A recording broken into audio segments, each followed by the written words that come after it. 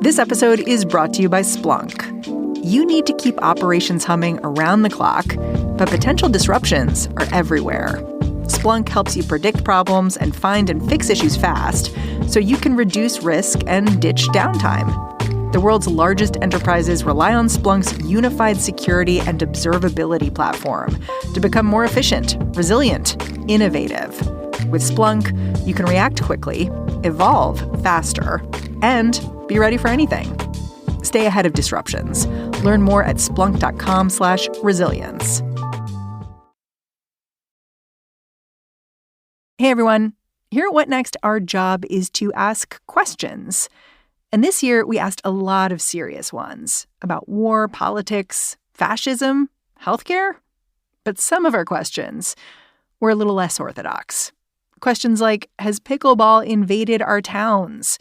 Do aliens exist? And is Steven Spielberg actually cursed? Since it's the holidays, we're going to take a break from the headlines and listen back to some of our wackier questions. So if you're on a little vacation from the news right now, we promise these shows are going to be like unwrapping a present, the kind you actually want to get.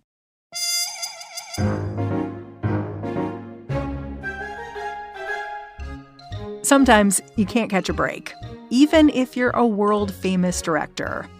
Today, we ask how a man who invented the blockbuster seems to have had such trouble at the Academy Awards.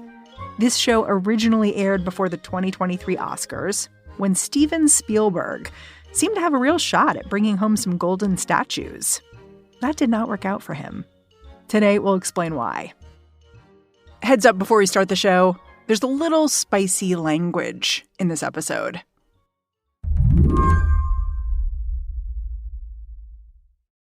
Michael Schulman gets to go to the Oscars now. He covers Hollywood for The New Yorker. But in his heart, he is still the guy who runs the Office Oscars pool. The guy who memorized all of Meryl Streep's acceptance speeches as a party trick. What I'm saying is, he's a fan. I started watching them when I was, I think, 11. I have a very clear memory of watching the Billy Crystal medley in 1993. It's a wonderful night for Oscar, Oscar, Oscar. Who will win? The nominees for Best Picture are... He sang about The Crying Game and Unforgiven and all these movies I was too young to have watched, but I still loved the medley and thought it was so funny and loved the in-jokes that I didn't understand. And I'm just getting started! As you got older, did you ever get jaded about them? Or did you just always, it was just always straight love? No, I mean, I think the Oscars are ridiculous and absurd. I have a healthy irreverence toward them now, while also thinking like they're important. They're important as a cultural event. You say they're an important cultural event. Why do you say that? Because I feel like at this moment in time, there are so many people who think of the Oscars as just pretentious or racist or sexist. But why do you think we can't just let go of them? They are important in giving you a window into how the culture is changing, how Hollywood is changing. And every Oscar year is kind of a moment in time where you can see these growing pains and generational clashes that come up. I called Michael up to talk through this year's generational clash at the Academy Awards. In the biggest categories, bright young directors like the Daniels, the duo behind Everything Everywhere All at Once, will be going head-to-head with Hollywood giant Steven Spielberg. Spielberg is nominated for his autobiographical film, The Fabelmans. And Spielberg, he's got something to prove. You've written that Steven Spielberg has something of an Oscars curse. But the man has Oscars, like plenty of them. Like, why do you say he's cursed? Why does it feel like he's cursed? Well, I mean, yes, he has won several, but he's lost a lot. And I think people don't appreciate how often he's lost. You know, only one of his movies, Schindler's List, has won Best Picture. Do you think Steven Spielberg likes the Oscars? Yeah, I mean, I think he likes winning. And don't we all? I mean, who doesn't? But I think he has showed these glimpses through the years of really wanting it. And someone who's worked with him actually told me, you know, like awards validate him. He craves Oscars. He loves them. I'm projecting a little bit, but I would imagine that if he was going to win a sort of late career Oscar, he would want it for this movie because it's so personal. It would make sense. Today on the show, Steven Spielberg has been blessed with box office success, but cursed at the Academy. Why? I'm Mary Harris. You're listening to What Next? Stick around.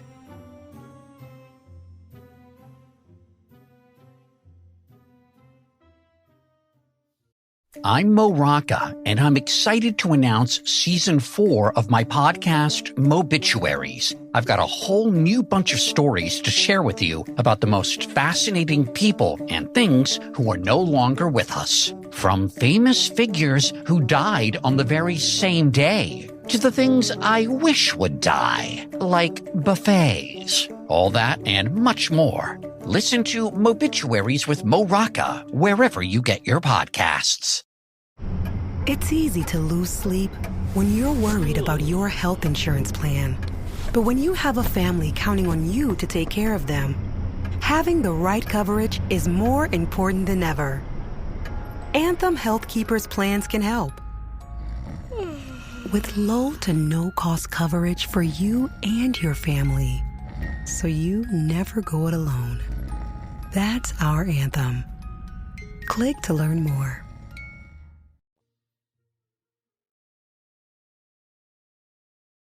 Let's start this show by saying no one should be feeling a whole lot of pity for Steven Spielberg.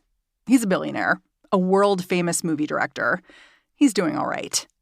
But Michael Schulman says if you're going to feel a pang of sympathy for Spielberg, you're going to do that while watching the Oscars.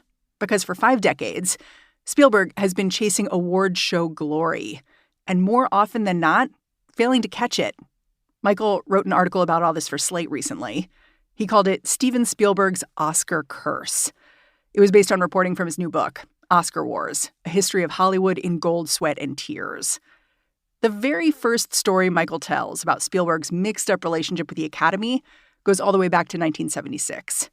Spielberg was coming off the whirlwind release of Jaws, which had broken box office records, and he'd invited a documentary film crew to watch as he waited for Oscar nods to come out. My name is Steve Spielberg, and I just directed a movie called Jaws, and Jaws is about to be nominated in 11 categories.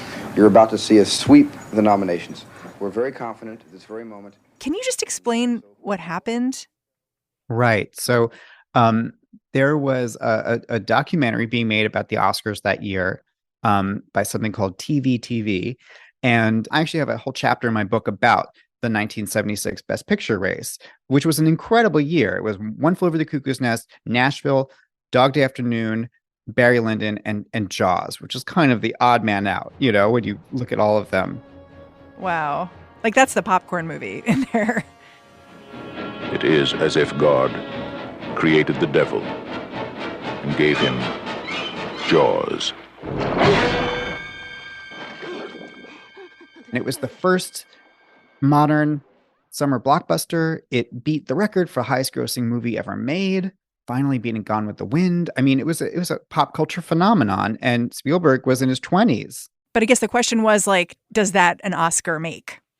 So the movie was nominated for Best Picture, but Spielberg was not nominated for Best Director. And he was the only person who directed one of those 5 Best Picture nominees who was left off of Best Director. The slot went to Fellini.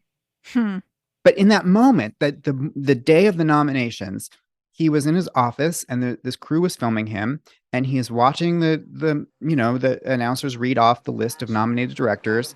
And Oh, I didn't get it.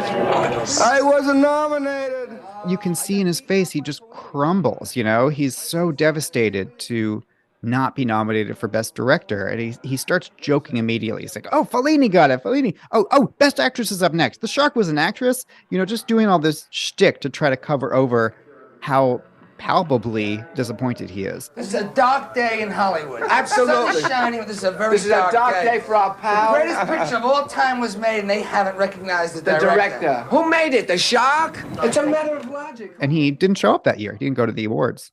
Wow. And he does say in the clip, like, this is a commercial backlash. Like, basically, people aren't nominating me because I was winning too hard already. Yeah, he says, Everybody loves a winner, but nobody loves a winner. To you watching this footage, like, what did it tell you about Spielberg and his relationship with the Academy? I mean, it was an embarrassing human moment. I mean, I can only imagine like the instant regret he felt at having a documentary film him, because you wouldn't do that if you thought they were going to capture you being humiliated. Right. And then the guy who wrote the screenplay of Jaws, Carl Gottlieb, I interviewed him for the book, and he said something so amazing. Wait, where's this quote? I have to pull it up to get it exactly right. He said, "It didn't fit his master plan at all. He was going to be acclaimed as an auteur director. It was like Hitler getting to the English Channel and not being able to cross it." Oh, brutal, but also like so honest about what they were seeing. Yeah. So after this loss, it's not totally a loss. I mean, Jaws, amazing film, did very well in lots of ways. It's just that he wasn't nominated for Best Director. After what happened here with Jaws, like, what happened next for Spielberg? Did he shift what he was doing to become more Oscars friendly, or did he go in a different direction? No, I mean, we all remember the Spielberg movies of the 80s. I mean, E.T. E.T. phone home. Raiders of the Lost Ark. The Ark. It is something that man was not meant to disturb. You know, these are gigantic blockbuster, crowd-pleasing hits. And, you know, no one can be too sorry for the Spielberg of the 80s, who was, you know, becoming the most successful director of all time. And yet the Academy just would not give him an Oscar. And I think basically the reason is that he was seen as, you know, the hit maker, not necessarily the artist. And even when he made a kind of prestige movie like The Color Purple, people still didn't want to give it to him. And the next year after that, he was given the Irving Thalberg Memorial Award, which was obviously a kind of consolation prize. It's like they do this every so often when someone is clearly not winning who should have an Oscar. The Academy feels like they should have something. They give them one of these honorary awards. Eventually in 1993, Spielberg made Schindler's List. And this was the film that kind of broke that initial curse, I guess you could call it, with the Oscars. Mm-hmm. Can you tell me about that year and what it was about Schindler's List that you think shifted the tide for Spielberg? I mean, Schindler's List was really an event. You know, I remember going with my parents and grandparents. You know, we're a Jewish family. We all went together. It was an important thing for people to see because it was a movie that hadn't really, like no other that had been made about the Holocaust. And it was far from just an entertaining movie. It was almost like a referendum on what the Holocaust was and how we should remember it and how it should be depicted. Yeah, it was interesting. At some point, I was talking to my husband about the Holocaust. We were watching a TV show that had depiction of the Holocaust. Mm-hmm. And he was like, yeah, when I was growing up, like it would have been in really bad taste to depict the Holocaust. And I thought about Schindler's List and how big of a deal it must have been for him and his family when it came out, because it was a depiction of the Holocaust by a Jewish director who was like writing this story and telling it, you know? Yes, and I think it felt like an important movie, no matter what people thought of it in the end. It was inevitable that it would win the Oscar. I mean, I even spoke to the guy who was in charge of running the Oscar campaign for Schindler's List, and he told me, like, basically just, don't fuck it up. You know, there was really no competition. And he was right. It won 7 Oscars. It won Best Picture and Best Director. And that is, to this day, the only time Spielberg has pulled that off, those 2 awards. In the years since Schindler's List, how many Best Pictures Oscars has Spielberg won? No, none. That was the only one. After the break, is Spielberg missing out on Oscars or being robbed? And will the Fabelmans break his so-called curse?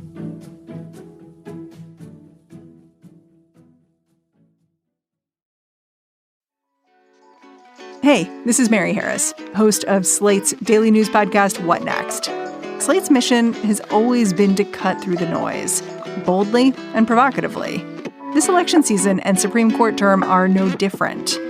Important coverage like this, though, it would not be possible without the support of our Slate Plus members. So, I'm going to invite you to join us with a special offer. You can try your first 3 months for only $15. That is $5 a month for your first 3 months of uninterrupted ad-free listening on every Slate podcast, member-exclusive episodes and segments of your favorite shows like Amicus and the Political Gabfest, and unlimited reading on the Slate site. Best of all, you'll be supporting all of Slate's independent journalism and analysis as we make sense of the news like no one else can. Sign up for Slate Plus at slate.com/podcasts plus. Again, that is 3 months for only $15. So sign up now at slate.com/podcast plus.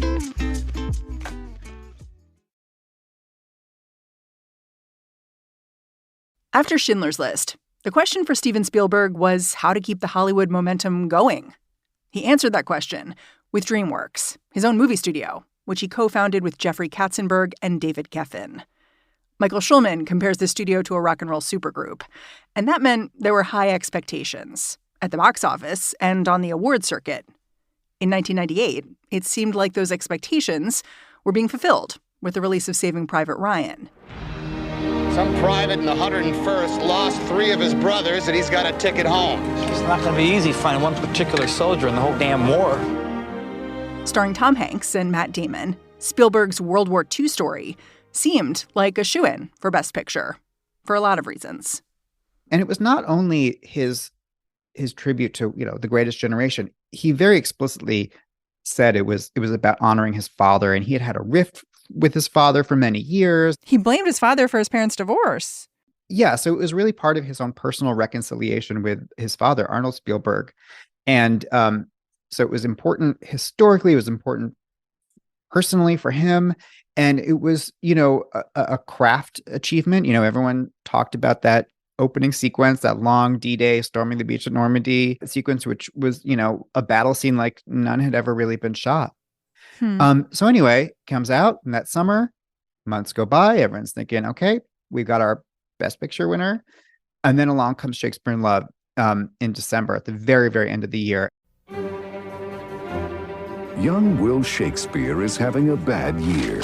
His last 2 shows flopped. And this was a Miramax movie, so it was Harvey Weinstein, and was basically everything that Saving Private Ryan was not.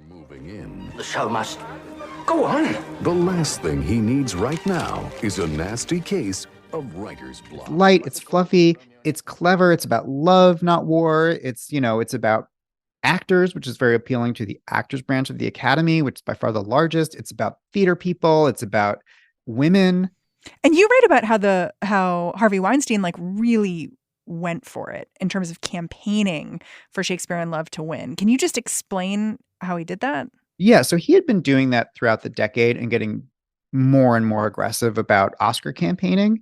So some of the things that Miramax did were they would basically leave no stone unturned. They would call Academy members and, say, have you seen the movie? Have you seen the movie? Can we set up a screening? If there were 3 Academy members living in Santa Fe, they would find those people and arrange a screening for them. They would blanket the airwaves with radio ads. They'd blanket the trades with for your consideration ads. One guy who worked with him told me they printed up this really fancy sort of glossy making of the movie book, and they quote unquote accidentally printed an extra 10,000 copies or something, and then just left them in Starbucks all over Los Angeles, so that they just had this way of just cramming it down people's throats and making sure everyone knew Shakespeare in Love. You got to take it seriously. More controversially was that DreamWorks got word through the grapevine that Weinstein was telling journalists to write that Saving Private Ryan was only good for the first 25 minutes, and after that kind of became a standard World War II movie. And when DreamWorks heard that, they were just enraged. I mean, they were coming for Spielberg's movie about his dad and the greatest generation. How dare they? So they went to the press.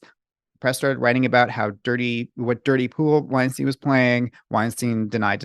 He said, oh, I loved the movie. I would never say anything against it. I recommended Saving Private Ryan to Hillary Clinton. But just from that moment through the Oscars, it just got nastier and nastier.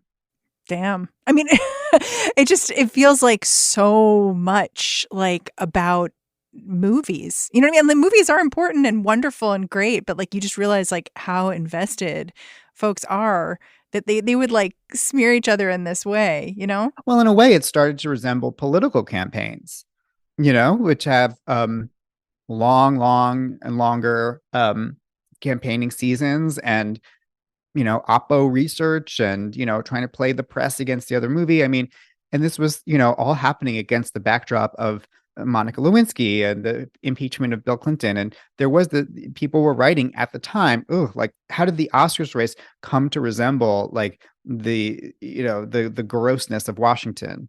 So then when you get to Oscars night, what happened? So Spielberg won Best Director. A good sign. The movies are really neck and neck all through the night. And then Harrison Ford comes out to present Best Picture. And the Oscar goes to... And everyone I talked to from both sides said, okay, the Shakespeare in Love people basically were like, okay, we give up. We're not going to win. The Saving Private Ryan people were like, oh, well, of course they send out Indiana Jones to give the prize to the Spielberg movie. We're set. We're gold. And actually, multiple people told me as Harrison Ford was saying the name of the movie, like the S sound started. The Saving Private Ryan people, like one of them actually stood up. And then it turned out to be Shakespeare in Love, and it hit everyone like a frying pan. Actually, the head of marketing at DreamWorks at the time, Terry Press, said that she was watching from the mezzanine and she felt like her face was on fire because all the blood was rushing to her head. She was so furious because to her, this meant Weinstein had taken it from them. He had stolen this Oscar, and they were just the enmity all around just bubbled up and erupted.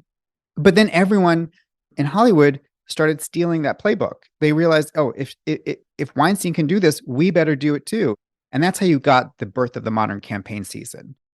The Fabelmans might be Spielberg's most personal movie yet. It's all about his parents and their divorce and his near obsessive desire to make sense of his world through a film camera's lens. You can hear how intense it is just by listening to the trailer. You always have to be the center of attention. Stop shouting at her! That has been nothing but disrespect from you. I'm your mother! Family, art. It'll tear you in two. The Academy has rewarded Steven Spielberg for this kind of emotionally raw filmmaking in the past, the way they did with Schindler's List. But Michael Schulman says, talking candidly about himself and his family, it doesn't come naturally to Steven Spielberg. And when he does talk about this movie, it's quite touching. I mean, I saw him when it premiered at the Toronto Film Festival. I was there and went to a press conference, and he was on stage talking about how basically he wrote this movie with Tony Kushner during the shutdown, during the pandemic, and it really came out of this almost mortal fear of like extinction. He was like, I don't know how long I'm going to be here. I don't know how long humanity is going to be here. This is the movie I need to make basically before I die. And that's what he was saying in so many words. And then he talked about how he would Zoom with Kushner, and it was almost like going through therapy, like being on the couch. And it's very Freudian, this movie. I mean, you said Kushner was like, I should have charged him by the hour. Right. Like that's the kind of jokes they were making, because it really did seem like we were looking into his psyche in a way that he hadn't even looked at his own self. But I still think that he may go home empty-handed. I mean, it's funny, when I wrote this piece for Slate just about a month ago, I sort of had in my head, okay, maybe this might be his third win, his like the third win to cap off this long historic career.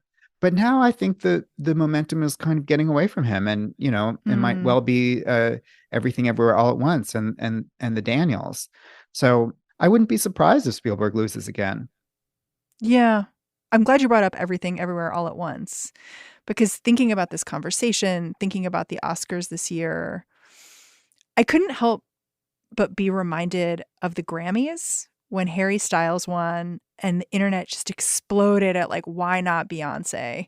And, you know, if he won these categories, Best Director, Best Picture, I could see the internet exploding a little bit the same way about the Daniels and Everything Everywhere All at Once, which is an incredibly fresh movie with a primarily Asian cast. I don't know if you see that too. Yeah, I mean, Everything Everywhere All at Once really feels like a movie of this moment. And that's what's exciting about it. It's also, remember what I said at the beginning, the Oscars are how the industry sees itself. And part of the appeal of Everything Everywhere All at Once is that it's a huge hit, you know, and it's a huge hit that's not a franchise movie, a sequel to something. It's, you know, a weird indie personal movie. It feels like the future. And it is also, you know, not a movie about white people. And so I think next to that, The Fabelmans looks a bit old-fashioned as the kind of movie that would win the top award. But it also hasn't really done that great at the box office. And I think the momentum is behind Everything Everywhere so much because it represents a kind of exception to all these downward trends of people not going to movie theaters, especially if something is not a Marvel movie or Top Gun or Avatar or something. And Everything Everywhere is it's an underdog, you know. Underdogs always do well at the Oscars because people love that little, you know, the little train that could. So if Steven Spielberg wins Best Director, Best Picture, like, does he deserve it? How do you feel about that? Does he deserve it? I mean, if you're asking about my own personal taste this year, The Fabelmans is my favorite movie this year. You know, if he wins, I think that it won't be undeserved, but I think it'll also represent how people feel about Spielberg as a person, which is kind of inextricable from how they feel about this movie. And when I saw the movie in Toronto, you know, I didn't always connect with it, but I always felt like, okay, this is a valuable cultural document because this person has given us so much popular culture and ingrained, you know, his imagination has defined so much of our shared cultural language, you know, everything from E.T., Jaws, all of this stuff. And it's important for us to know on that level just what motivated him, what got him into this. And I think no matter what you feel about Spielberg, if you're a fan or if you're not, I do think in order to understand the giant footprint he's had on American popular culture, this movie is a major source of information. It's funny you say, like, if he wins or loses, whatever, like the decision is kind of based on how you feel about Spielberg. Because I feel like a lot of times with these measurements of success, you know, if you're the person being measured, you try to think of it as like, oh, well, it's not about me, it's about the work. You know, like, this is not a judgment of me. This isn't a yardstick of me. You're actually saying the opposite. You're like, no, this is a yardstick of him. Well, I hate to shock anyone by saying the Oscars are a popularity contest, but they are. Michael Schulman, I've had a great time talking to you. Thank you for talking to me about all things Oscars. Thank you. This has been fun. Michael Schulman is a staff writer at The New Yorker and the author of Oscar Wars, a history of Hollywood in gold, sweat, and tears. In case you missed it, after this show aired, Steven Spielberg lost out again. Even though The Fabelmans was nominated for Best Picture, Best Director, and Best Screenplay. Better luck next time, Steve. All right, that's our show. If you're a fan of What Next, the best way to support our work is to go join Slate Plus. Go on over to slate.com/whatnextplus to find out how. What Next is produced by Paige Osborne, Elena Schwartz, Madeline Ducharme, and Anna Phillips. We have been getting a ton of support from Jared Downing and Laura Spencer. We are led by Alicia Montgomery with a little help from Susan Matthews. Ben Richmond is the Senior Director of Podcast Operations here at Slate. And I'm Mary Harris. Go track me down on Twitter, say hello. I'm at Mary's desk. I'm handing off the reins to Lizzie O'Leary and the What Next TBD crew. Make sure you check out her show tomorrow and Sunday. And I will be back in the feed come Monday. Talk to you then.